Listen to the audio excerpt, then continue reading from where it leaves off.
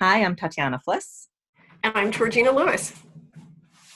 One of the things that I wanted to ask you about your work was how has the current pandemic and situation changed your perspectives on this specific body of work? Right. Immensely.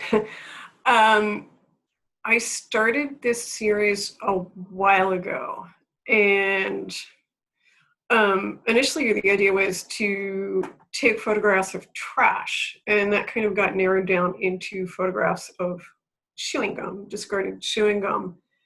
And at the time, it was this vaguely gross thing, but that was sort of the extent of it. And over time, I did actually, there was one time when I got kind of sick. I got this really nasty bronchial infection because I used to really crouch down very low and actually put my hand on the ground to steady myself in the camera.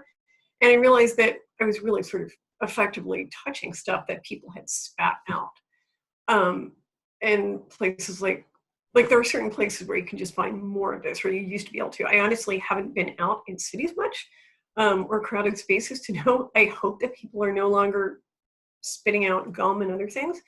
But places like bus stations or places where people leave, wait, there was usually quite an accumulation of this stuff. And so, and I liked it because it was sort of intermingling of people and anonymous stuff. But now looking at those images, I was just so appalled at the idea of um, the extent to which there was this documentation of sort of transmission, because all of these things are not newly discarded pieces of gum, but they're pieces of gum that somebody has stepped on or they've been sort of smushed. So there's smushed being a highly articulate phrasing.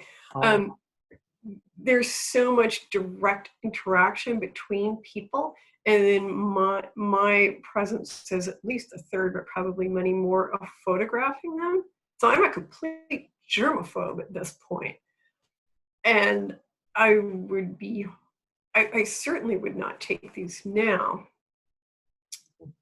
And so now to me they almost feel like, as much as anything else, almost horribly, as sort of artifacts of some sort of uh, bio pharmaceutical or something, not pharmaceutical, but there's some sort of medical component to them, research component that I would never have thought of before. Because you could sort of go and extract lots of information from them. And now I don't know if you could tell if somebody has COVID-19 from them, but there's just,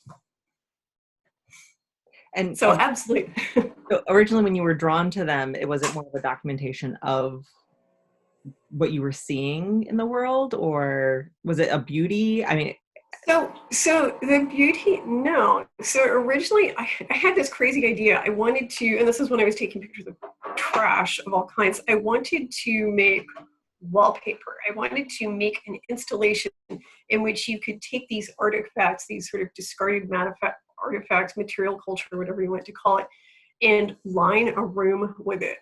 And in excising them from their initial context by using Photoshop, they do, I think, and it's not just because I made them, I think they become quite beautiful and unrecognizable. So I was interested in the sort of, in a way, a sort of form of trickery that, like, the idea that you could potentially have some beautifully patterned thing that people might like, and then you say, hey, but that's all trash, or those are things that humans have discarded.